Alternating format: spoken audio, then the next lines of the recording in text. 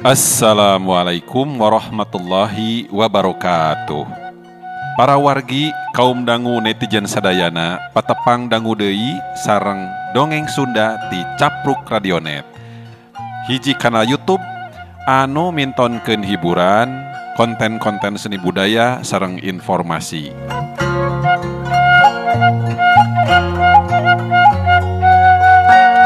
Dina danget ieu nuju medar cariyos anu judulna Sabalakana karya Dadan Sutisna. Bade medar bagian ke-28. Mugi-mugi para wargi netizen sadayana sapaosna aya dina kawilujengan panangtayungan Allah Subhanahu wa taala digampilkeun segala rupi pamaksadan oge disehatkeun urang sakulawarginya ditebihkeun tina ieu wabah corona utamina mah.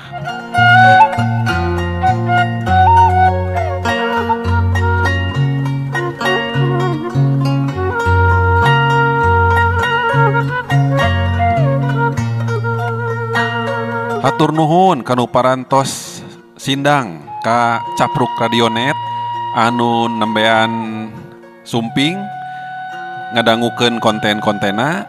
Mangga haturan mugi-mugi katampi. Boh bilih aya nu teu acan subscribe, mangga kantun diklik wae seratan subscribe anu beureum dipalih katuhu handapeun video. Semawana kanu parantos subscribe, kanu parantos nge-share, nge-like, hatur nuhun pisan. Mugi-mugi saterasna manco dina ieu Capruk Radionet. Para wargi netizen sadayana, cariyos anu tipayun tos dugi kakayaan medar cariyos anggota BPD nuju ngadadarkeun kunaon eta olot dayat dugi ka kitu. Kumaha saterasna? Mangga urang pedar. Nanging sateu acana bade aya anu ngalangkung. Mangga kapayun. 1 2 3 4.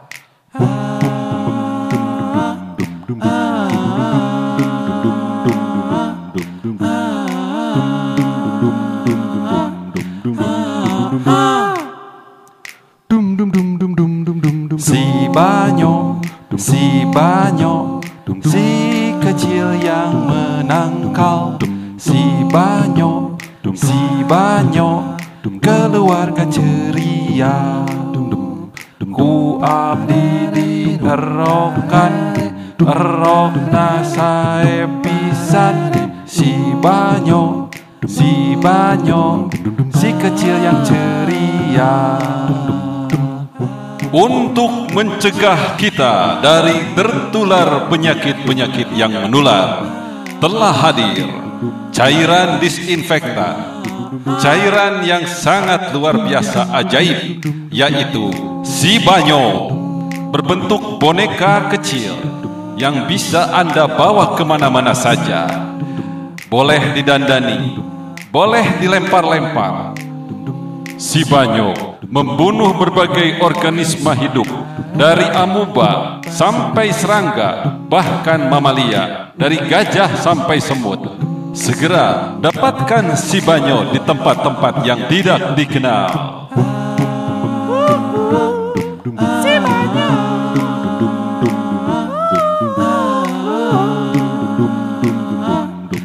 Si Banyo.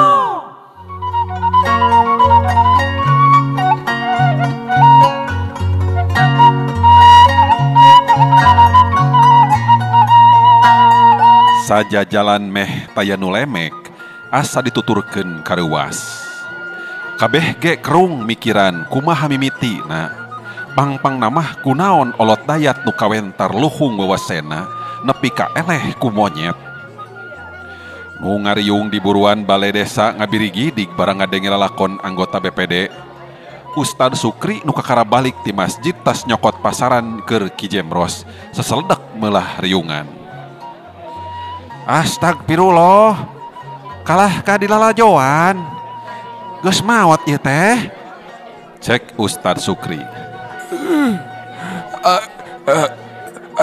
Acan. Olot dayat nembalan geus kitu nyarita pegat-pegat.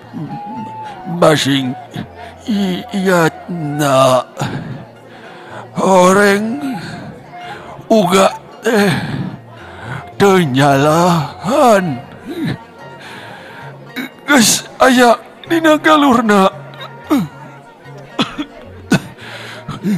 Hiji mangsa lembur bakal diranyah ku monyet. Sampalan tayanu nyesa. Kebon eueuh nu ngari. Awewe reuneuh ku monyet.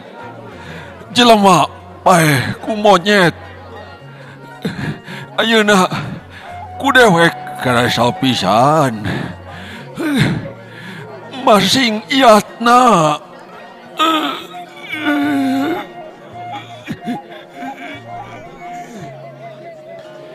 Nu ngariung pating haruleng. Ki Ulis ngadeg-deg gemper kudua kutilu. Geus teg bae dina hatena aki medi tangtu nitah monyet kukutanana di pasir Suni sina males pati ka olot dayat.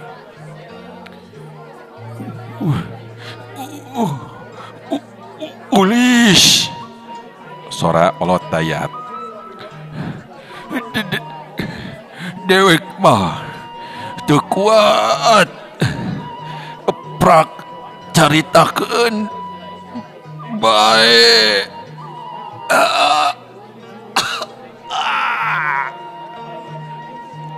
Ki Ulis tambah ngarenjag.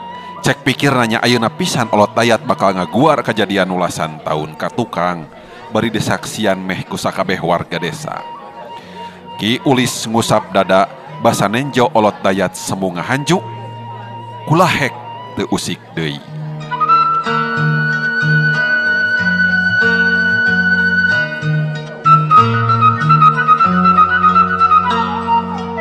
Caritakeun cenah Ulis.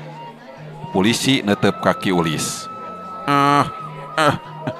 Nyaritakeun naon, Pak? Eta tadi cek olot dayat. Buka teuing atuh. Maklum nu keur sakarat. Pasti sagala kainget-inget. Cek Ki Ulis bari ngingkig nguru meja. Sok saha nu can dipariksa? Buru ka dieu. Layon olot dayat tuluy digotong ka kantor BPD. Direndengkeun jeung layon Ki Jemros nu geus mimiti nyelengseng bau.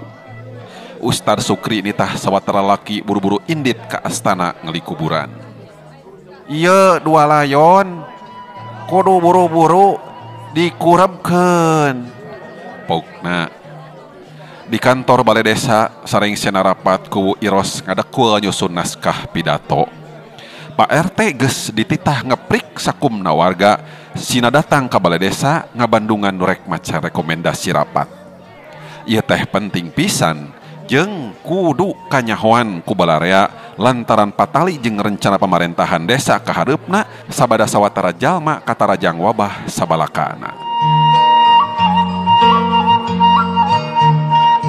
Pancek jam 10 isuk-isuk ku Iros naik kana meja nu ditunda di tengah-tengah buruan. Kawas dupa pada surti, hadirin misahkeun maneh jadi dua bagian. Di belah kaler, ngajajar nu marake bengker bodas tarungkul bangun ulungguh.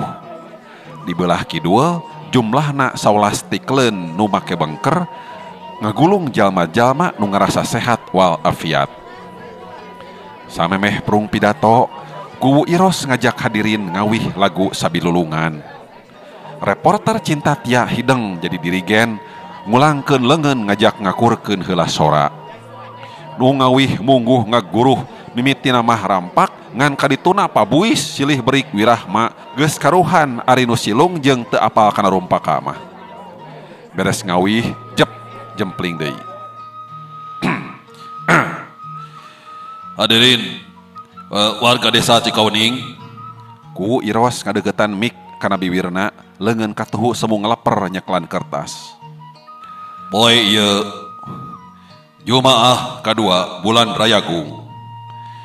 Sim kuring asmana aparat desa Cikauning baris nepikeun bewara nu bakal jadi tatapakan dina ngaraksa jeung ngariksa ieu desa ka hareupna. Dina saminggu ayeuna urang papada nyaksian rupa-rupa kajadian nu taya saatna. Rea kahemeng nu tacan kajawab atawa bisa jadi moal aya jawabanana. Bari urang tacan terang bakal aya kajadian naon isuk jagening geto. Desa urang geus dikurung ku tentara sakumaha parentah camat jeung atasanana. Sangkan riributan tenyebar ka wewengkon liana. Riributan di desa urang teh dimimitian ku nembrakna sakurasiah. Bari kakarasa bagian lantaran isuk jeung pageto tacan kasorang. Ti mana sungapanana hese maluruhna. Teu beda teh hesena mun urang hayang nyaho mimiti muihna dunya. Naha beurang heula atawa peuting heula. Nu puguh mah ti poe Senin kamari sakur nu wani ngabalakakeun lalakon hirupna ditewak tuluy dikrem dipisahkeun bari dingaranan kaum balaka sontang. Memehna urang nganggap maranehna teh jalma-jalma nu nyieun kaonaran tur bisa nepakeun pasipatanana kanulian. Nya bisa jadi nya, tapi teu kabeh kitu. Tadi wanci janari jalma-jalma nu dikelem maksa keluar tina kungkungan. Baruntak. Ya buah kitu pisan, tapi lain hartina hayang nepakeun eta wabah kanulian. Urang kudu paham rupaning masalah di desa urang cantang tu anggeus ku cara kitu. Ngerem jalma bari dirampas kabebasanana. Nu puguh mah kalah kanambah riributan. Nah, kasakseni ku sarerea di ieu palataran aya dua golongan jelema. Di belah kaler nu make bengker eta mun kaum balaka sontang nu nepi kadanget ieu masih keneh aya nu nganggap pikasieun. Di belah wetan nu tacan katepaan nganggap dirina punju jeung bisa keneh ngararasakeun endah nanya ke rasiah. Di antara nu dibengker teh tangtu aya dulur urang nya. Salaki, pamajikan, anak, kolot jeung nuliana. Nepi kadanget ieu nu dibengker hamo bisa keluar ti ieu desa samemeh camat jeung atasanana nyieun kawijakan sajena. Ayeuna urang ukur boga dua pilihan. Nah harek bebarengan deui sagulung sagalang cara sasari henteu ngabedakeun bengker atau warek bengkah sakalian. Tah. Kanu hayang babarengan hayu urang sakulah sakolih deui kalayan syarat kudu siap mun hiji mangsa katepaan. Kudu siap deui narima kenyataan mun ujug-ujug aya jelema nu ngabalakakeun eusi hatena. Kanu hayang bengkah atawa sieun yang hareupan ieu wabah bral geuramiang ti ieu desa. Prak teangan kahirupan nu leuwih tingtrim. Sakitu, kapihatur. Balai desa jempling. Sakedapan kawas nuker papada mikiran ceritaan ku Iros. Angin ngahiliwir lalaunan, ngoyagkeun kekembangan lebah taman balai desa. Aya kana 10 menit tengah harulang, meh taya nu lemek pisan. Mimiti rame deui teh basa aya hiji awewe lompat ti belah kidul. Awewe bayuh-yuh seseleke neangan awewe demplon. Barang panggih langsung ngarangkul guar cerik tarik pisan tuluy duana napa ungku-ungku. Nu sejena bangun nu kahatean lalumpatan muru jalma-jalma nu make bengker. Geus kitu mimiti kadenge nu nginghak, nu aluk-alukan, nu ngabangingik teu eureun-eureun. Maranehna ngagulung teu puguh selang surupna papada cirambai kawas hayang nyieun balong cimata di buruan balai desa. Mimiti repeh deui teh basa uku Iros nyarita dina pangeras sora. Peratusan. Aya bewara nu bakal jadi kabungah ka urang sarerea. Poe isuk ya muga karumpul deui di balai desa. Urang dahar balake cerakan, urang nyakseni nu baris jatuh rami nya gan Kosim rek nikahkeun Gayatri. Jalma-jalma pating rarenjag lir nginget-nginget deui kejadian saminggu ka tukang basa gan Kosim rek ngawinkeun Rastiti. Eta bewara kalakah jadi kasenggah keur karereaan urang desa mah nyipta-nyipta aya kajadian nu leuwih aheng sanggeus Gayatri kawin. Mun bisa mah ulah aya poe isuk liwat we langsung jadi ahad gitu tah. Cek minantu Ohim kanu make batik. Dewek mah sararanjugan euy. Teh buah ieu teh kila-kila sejen. Harita ge pan mimiti aya wabah teh basa gan Kosim rek kawinkeun anakna ge. Nya, mun bisa mah tong aya acara kawin sagala lah. Langsung we jadi salaki pamajikan. Walau nu make batik. Anggota BPD tuluy ngajak baturna ngariung di warung Ceurum. Mimitina wawelasan urang, tuluy ngagimbung aya puluhna. Maraneh nangikir-ngikir kemungkinan upama gan Kosim tuluy ngawinkeun Gayatri. Urang kudu usul ka gan Kosim. Sina tahun hareup bae ngawinkeun Gayatri mah. Cek anggota BPD. Ari dewek sih lain ngahalang-halang jalma nu hayang kawin. Oh nyangan hayu urang lanyepan deui. Urang tangtu inget keneh kana kajadian saminggu ka tukang. Mata keung keneh apaan? Bari can ka pangluruh, mangkeluk na nahaun ujug-ujug narekab di ieu desa teh. Ayeuna gan Kosim rek kawinkeun deui wae. Ngadadak pisan deui taya iberti anggalna siga nu ngajarek nyundutan deui kareuwas ngarah beuki ngagugudag. Nya. Ngadadak pisan. Siga wewe nu eta teh mau dikawinkeun lantaran kaburu deudeuh ning. Walon RT hiji. Ieu mah lain urusan kawina, lain urusan reuneuhna. Nu make batik mairan. Keun bae reuneuh mah asa ulah kawin we. Ulah sok waka garoreng sangka. Bisa wae sanggeus Gayatri kawin, wabah di ieu desa teh leungit sarita. Tuluy kaayaan ting trim deui da sakabeh jalma eling kana purwadaksina. Cek minantu Ohim. Eta urang teh lir leungiteun akal pan. Nya. Dina sirah teh pinuh ku kaselempang kitu tah. Palang siang, boa-boa kitu tah. Jeung kasieun yang hareupan poe isuk. Walon anggota BPD. Nu patak urang rek usul ye. Bedokeun we kitu kawin teh. Didinya mah ongkoh nyaritakeun akal, tapi usulna teu kaharti ku akal. Cek minantu Ohim. Yo. Urusan kawin mah kumaha nu boga rencana we. Teu kudu dihalang-halang. Eueuh hubunganana antara nu kawin jeung bibit-bibit kasakit. Sanggeus hoghag sajongjongan antuk nama harea nu yakin kawinan Gayatri bakal merek kareuwas batan kabungah. Bring sabubuhan jalma muru balai desa tuluy nepungan kubu Iros menta tinimbangan sangkan gan Kosim ngabedokeun acara kawinan. Tiraha ieu desa aya larangan ka jalma nu rek kawinkeun. Kubu Iros kalakah malik nanya. Puguh ti minggu ka tukang. Walon anggota BPD. Ieu mah usul ti anggota legislatif ka eksekutif. Sapanjang teu ngarempak undang-undang mah nya teu naon atuh. Gan Kosim mah teu ngalanggar pan. Nya henteu. Tapi ngalanggar katenangan sakumna warga. Sarerea jadi sieun. Bisi isuk pageto aya di kajadian nu leuwih aheng matan ayeuna. Dewek mah teu sieun. Paku mah sieun da geus katepaan wabah.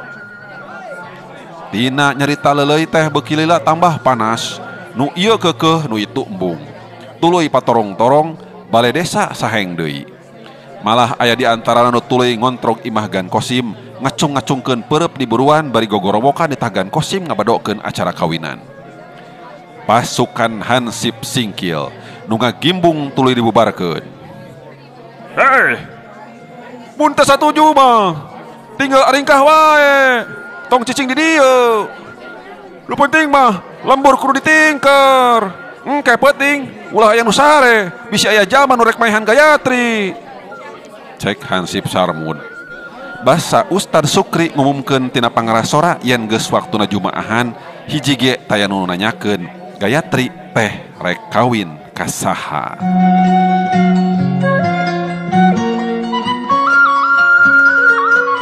Tarima abdi nikah ka Gayatri anak tegas Bapak Kosim. Kalayan mas kawin alat sholat sapuratina dibayar kontan. Syah, Jempling. Syah, Sah.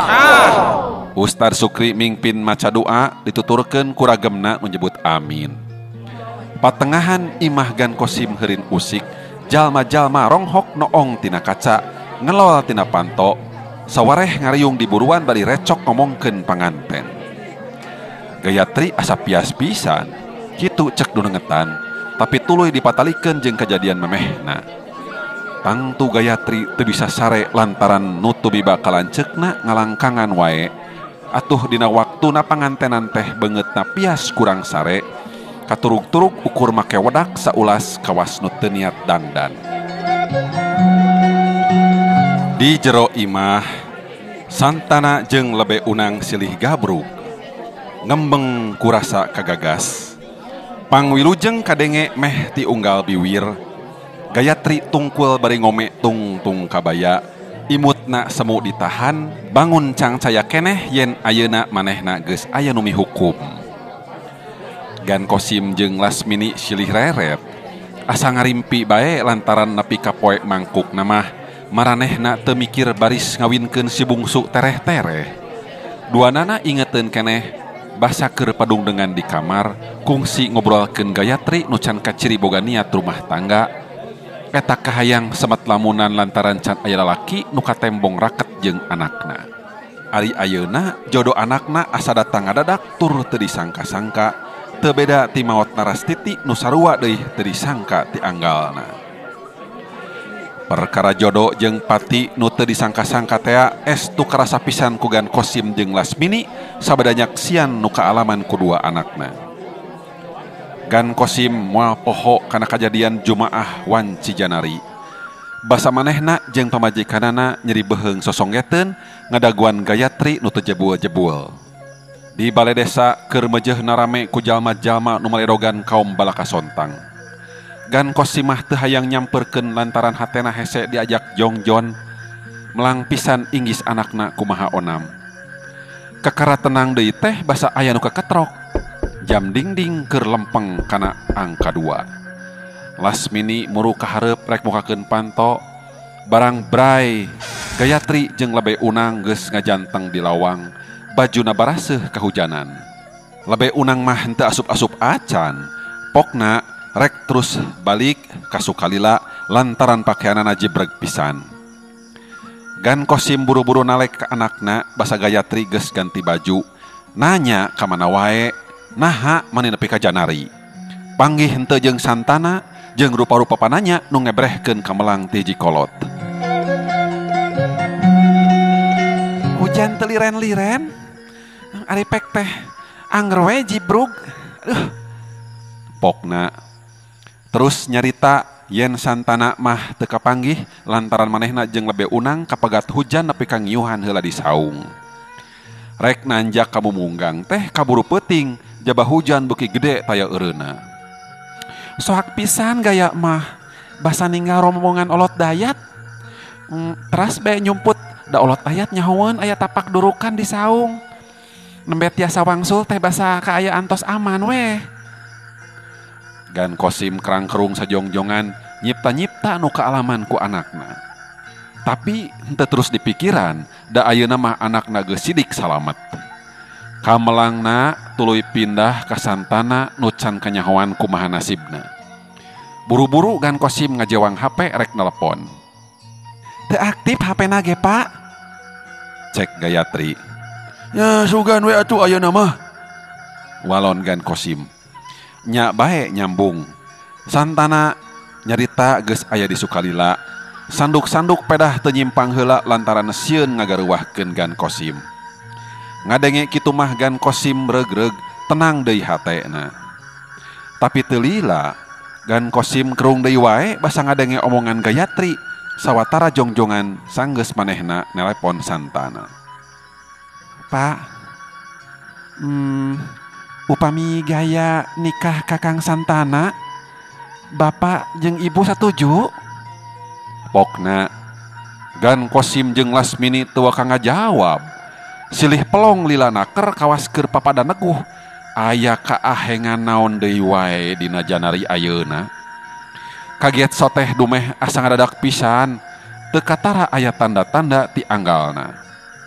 Dina saminggu ieu Santana remen datang ka imahna tapi teu nyirikeun keur ngaheroan Gayatri. Sabalikna tina paroman jeung omonganna mah Santana kawas nu kabungbulengan keneh kudu mulang. Ari kitu Santana ngajak nikah ka Gaya? Lasmini nanya. Henteu. Gan Kosim kalah kabeuki bingung. Teu nyalahan panyangkana Santana mah cantang tumikiran buru-buru kawin deui. Komo ka awewe nu sasatna ampir jadi adi beuteung. Jeung asa kabina-bina we mun kitu teh lir teu ngaragap hate kolot. Lantaran Rastiti mah maot kudu digantian ku Gayatri. Kitu meureun mun dipokeun mah. Gan Kosim ge moal ngahalang-halang mun teh mah Santana rek mileuleheungkeun Gayatri, tapi butuh waktu keur ngajanglarkeun sagala rupana biheung cumpon ku saminggu atawa sabulan. Mun kitu mah cek hate Gan Kosim, nu kudu dikolongan teh kunaon Gayatri ujug-ujug hayang kawin ka Santana. Lar kacuriga boa Gayatri teh geus neundeun hate ka Santana ti memeh lanceukna maot. Adi Prabut jeung lanceuk asa kabina-bina kawas eueuh deui lalaki. Haban dipikiran kalakah beuki lungleng antuk Gan Kosim merekpek Gayatri ku rupaning pananya. Ari nu hayang nikah kedah ngabeberkeun heula sakur alasanana. Gaya mah mung naros. Bapak satuju atawa henteu? Cek Gayatri. Aduh, memeh ngajawab satuju henteu nama. Kudu puguh heula. Ari Santanana daekeun da teh. Teterang nu mawi taros ku bapak. Aduh, kudu dibadamikeun heula jeung indung hidup ieu mah yeuh. Gan Kosim ngajak pamajikanana ka kamar. Duanana tuluy haharewosan. Ya, di mana-mana oge. Kolot lalaki nu nanyaan mah nya. Ari urang kudu kumaha ayeuna? Puguh ibu ge heran. Nah Gayatri siga budak leutik. Boga kahayang ngarenghik heula ka kolot. Ini padahal mapok bae ka jenisna nya. Da geus dewasa ieu. Urang ge tangtu satuju mun duanana geus paheut mah. Heuh nya. Tungtung nama kawas nu meuli-meuli lalaki ieu. Eraheun kitu Gayatri teh. Nya meureun kana kitu. Tapi aya atohna ibu mah. Umur-umuran kakara ayeuna ngadenge manehna kada hayang kawin. Apan memehna mah ya nyerita boga kabogoh ge teu kungsi. Nya gugu we Pak. Gugu. Isuk pagi eta mah buarobah deui pamadeganana. Ulah ngantep budak jadi parawan saendeng-endeng. Nya urang cobaan we. Dah lamun Santana embungan mah nya urang ge moal bisa maksanya.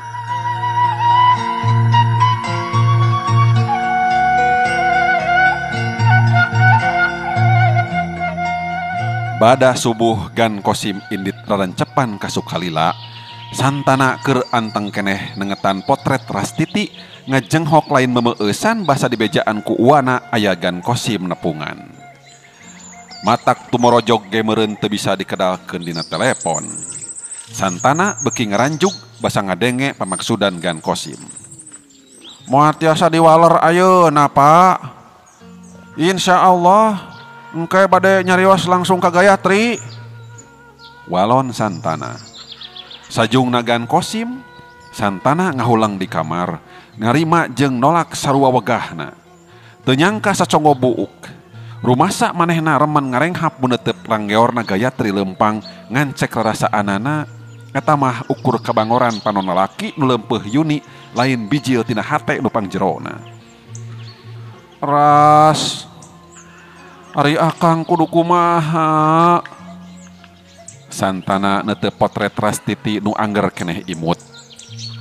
Aya kana satengah jamna manehna teu geunah cicing. Ciling cingcat ka tengah imah, ka dapur, ka buruan, ka kamar deui, nepi ka uwana milu kaget nenjo Santana kawas hayam keur kumahkar. Gayatri jeung Rastiti teh siga jambe dibelah dua, tapi ari hatena mah tacan karuhan. Santana naker ingetan nyipta-nyipta sakur paripolah Gayatri ti mimiti maneh nawawuh nepi ka ayeuna. Sakanyahona Gayatri can kungsi raket jeung lalaki. Gawena ulu kutek di imah malah deket-deket kana ngarem maneh. Jadi mun ayeuna teu gugur teu angin hayang kawin mata kerung sarerea. Atawa bakat kugeus pondok harapan kitu pedah teu pareng wae jeung jodona. Santana antukna mentah heula bolongan ti sobatna.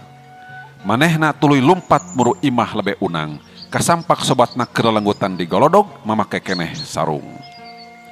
Anehna lebe unang mah teu katembong ngaranjuk ngadenge eta beja teh. Rastiti jeung Gayatri teh teu sarua. Tapi mun katimbang eta nu panghadena nya mending tarimakeun bae. Pokna si laing nu tiba heula hayang ka Gayatri telin, ulah sok disumput-sumput. Dewek mah embung bengkah jeung sobat gara-gara awewe. Dewek ge sarua, embung bengkah rumah tangga gara-gara awewe. Ya, urusan eta mah tong dipikiran. Da ku si lain ge kasaksian dewek mah apan geus kawin. Moal kokomoan hayang boga pamajikan dua. Ayeuna mah nya atuh tinggal nanya we ka hate sorangan. Ngan bong bolongan ti dewek mah mending tarima bae. Si laing inget keneh basa urang sok ngawangkong unggal peuting. Baheula zaman keur mangkat peger. Si laing sok nyipta-nyipta kawin ka Gayatri. Dewek ngabayangkeun Rastiti. Hah? Ingat keneh teu? Nya inget atuh. Tapi geus lah. Ulah diingat-ingat deui. Kahayang dewek baheula prak ayeuna laksanakeun ku si laing. Dua nana tuluy guntrang nyaritakeun mangsa keur budak bari nginum cai ente haneut. Lebe unang nyelang heula maraban hayam, tuluy nempo Nyi Idah di pangkeng, geus kitu balik deui ka golodog da Santana embungeun diajak asup ka imah. Boga sabaraha hiji hayam teh? Cek Santana bari neuteup pelasan hayam nu recok ngacokan beunyeur. Gampang hitung hayam mah. Bisa isuk pageto deui lah. Sok ayeuna mah geura buru-buru putuskeun panglamargan Kosim. Ngarah puguh cek laneuna. Walon lebe unang. Santana ngahulang deui antukna manehna bebeja rek buru-buru indit ka Cikaweuning.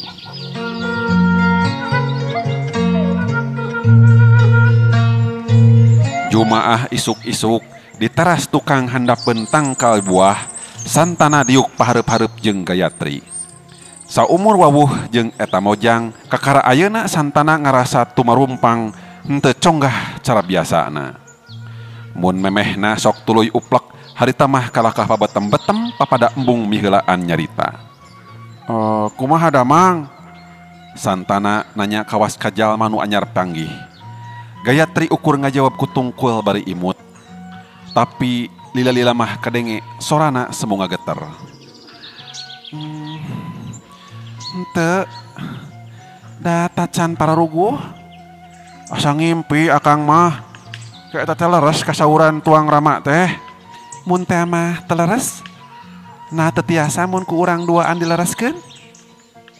Ya atuh da asa ngadadak pisan. Nyata mah teu langkung akang. Abdi mah mung nepikeun kreteg.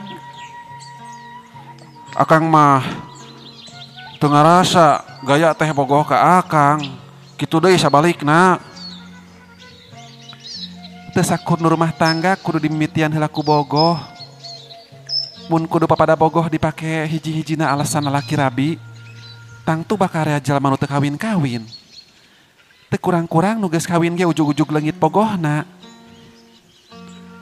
Nya mun kitu mah naha akang nu dipilihna. Ari mung aya hiji-hijina mah lain pilih ngaranna. Nu duaan tuluy silih pelong kawas hayang silih jug-jugan hate sewang-sewangan. Santana neuteup antep ngadaguan nu pating sariak. Tapi teu tembong kalakah beungeut nu ngadaun seureuh, biwir nu semu amis, naon deui nu kudu dicawad tina dadamelan Gusti nu sakitu lenjangna. Perlu waktu 15 menit nepi ka duanana nyoba silih rangkul bari papada nyieun kayid rek nyorang hidup babarengan. Geus karuhan kitu mah gan Kosim teu hayang lila-lila ngadagoan. Tuluy ngaharewas ka ku Iros memeh pidato di buruan balai desa sangkan paniatanana dibewarakeun ka balarea. Poe Sabtu isuk-isuk rombongan ti Sukalila ngabring aya puluhna bari babawaan saaya-aya. Imah gan kosim geus haneteun ti peuting keneh. Gaya teh sasatna diriung ku sararea ngajaga bisi aya di kajadian nu teu dipiharep. Taya nu matak ngagebeg peuting eta mah estu ayem tentrem. Saenggeus dirapalan panganten nangtung nu nyaksian tuluy ngantai ngajak sasalaman. Lebe unang mah teu cukup ku samenit ngarangkul sobatna bari ngalimba. Bari sasalaman jeung Ki Ulis, santana ngaharewos laun pisan. Mang Ulis, rek kadongeng sorangan atau hayang dipangdongengkeun? Naon teh? Ki Ulis kerangkerung, subdetektor nyelap dina sakuna ti kamari teu lesot-lesot. Video teh nu direkam peuting kamari, basa Mang Ulis ngomong sorangan di balai desa. Walon santana. Para wargi netizen sadayana rupina cag dugi ka dieu heula carios sabalakana karya Dadan Sutisna. Kumaha tah terasna etah lalampahan santana anu atos laki rabi sareng Gayatri. Mangga antos medalna bagian ke-28 di Capruk Radionet. Mugi-mugi aya hiburan, mangpaat sareng hikmah nu tiasa dicanda ku urang sadaya tina ieu carios. Tekendat sim kuring neda dihapunten kana sagalur pikakirangan sareng kalepatan. Sim kuring sejamit mundur. Salam baktos. Wabillahi taufik wal hidayah. Wassalamualaikum warahmatullahi wabarakatuh.